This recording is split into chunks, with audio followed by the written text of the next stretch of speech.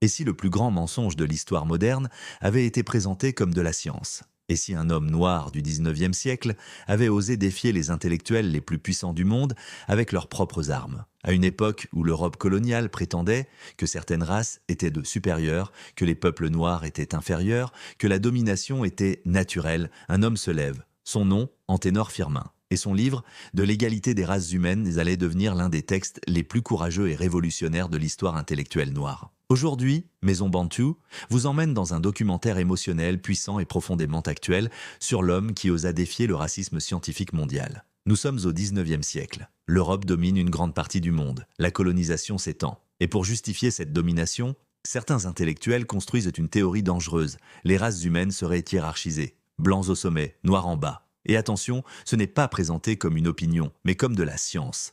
Mais un jeune intellectuel venu d'Haïti refuse d'accepter ce mensonge.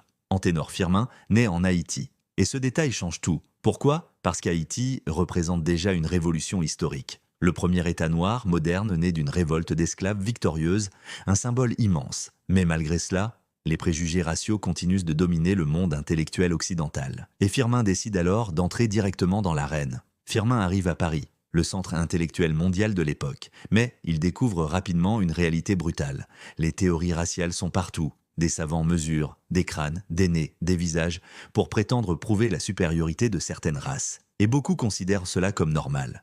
Mais Firmin ne vient pas supplier pour être accepté. Au lieu de fuir, Firmin attaque directement les fondements du racisme scientifique. Et c'est là que son courage devient extraordinaire. Parce qu'il ne répond pas seulement avec émotion, il répond avec logique, science, anthropologie, philosophie, histoire. Il démontre méthodiquement que les théories raciales sont biaisées. Mais plus il avance, plus il comprend que le problème dépasse largement la science. Firmin comprend une vérité fondamentale. Certaines théories scientifiques servent surtout à justifier des rapports de domination. Le racisme scientifique devient alors une arme politique, un outil colonial, une justification économique. Car si un peuple est déclaré inférieur, alors son exploitation paraît plus acceptable.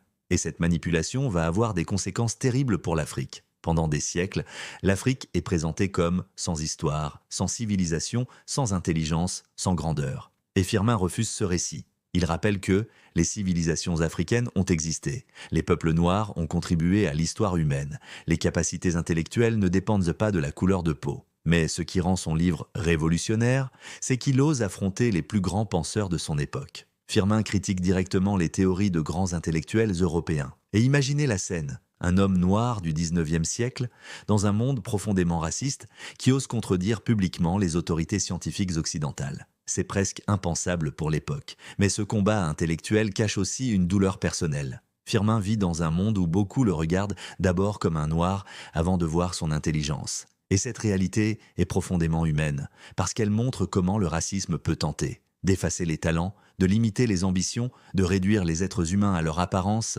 Mais au lieu de sombrer dans la haine, Firmin choisit une autre voie. Firmin croit profondément au pouvoir de l'éducation. Pour lui, la connaissance peut libérer les peuples des mensonges historiques. Et cette idée est centrale, parce qu'un peuple privé de son histoire devient plus vulnérable. Mais le plus incroyable, c'est que Firmin était en avance sur son temps. Aujourd'hui, de nombreuses théories raciales du 19e siècle ont été discréditées scientifiquement. Mais Firmin l'avait déjà compris à son époque, sans les outils modernes, sans soutien massif, simplement grâce à son intelligence, à sa rigueur, à sa lucidité. Et pourtant, son œuvre reste encore méconnue. Pourquoi certains penseurs noirs majeurs sont-ils moins enseignés? Pourquoi certains récits dominent-ils davantage l'histoire officielle? Ces questions dérangent, mais elles sont essentielles. Et Firmin nous pousse justement à réfléchir. À qui écrit l'histoire? À qui contrôle les récits? À quelles voix sont mises en avant? Mais son livre ne parle pas seulement du passé. Aujourd'hui encore, les conséquences du racisme scientifique se ressentent parfois dans les complexes identitaires, dans certains stéréotypes,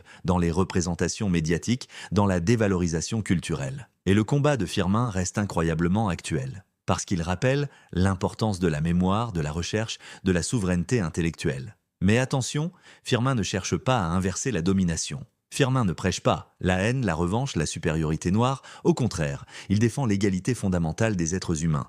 Et cela donne à son œuvre une immense force morale. Mais alors, pourquoi ce livre est-il si important pour l'Afrique? Parce qu'un peuple qui comprend son histoire, ses contributions, sa dignité, peut commencer à se reconstruire psychologiquement. Et Firmin participe précisément à cette reconstruction intellectuelle. Mais cette bataille des idées continue encore aujourd'hui. Aujourd'hui, Les discours ont changé. Mais certaines formes de domination restent, culturelles, économiques, médiatiques, technologiques. Et la question posée par Firmin demeure, qui contrôle les récits, contrôle souvent la perception du monde. Et c'est précisément pourquoi son œuvre reste aussi puissante. Le vrai message de l'égalité des races humaines est peut-être celui-ci. Aucun peuple ne doit laisser les autres définir sa valeur, ni scientifiquement, ni culturellement, ni historiquement. Mais le plus beau dans cette histoire, c'est peut-être le courage. Imaginez la pression, le mépris, l'hostilité, et malgré tout, Firmin continue d'écrire, de réfléchir, de résister intellectuellement, et cela fait de lui bien plus qu'un auteur. Il devient un symbole. Et si la véritable révolution commençait d'abord par la reconquête de notre conscience, de l'égalité des races humaines n'est pas simplement un livre scientifique, c'est un acte de résistance, une bataille intellectuelle, une défense de la dignité humaine, une réponse au racisme institutionnalisé. Anténor Firmin nous rappelle une vérité essentielle. La connaissance peut devenir une arme contre l'humiliation, et qu'aucun peuple ne devrait accepter qu'on écrive son histoire à sa place. Si cette vidéo vous a touché, abonnez-vous maintenant à Maison Bantu, parce que l'Afrique ne manque pas de génies oubliés, et parce qu'un peuple qui retrouve ses penseurs retrouve aussi une partie de sa puissance.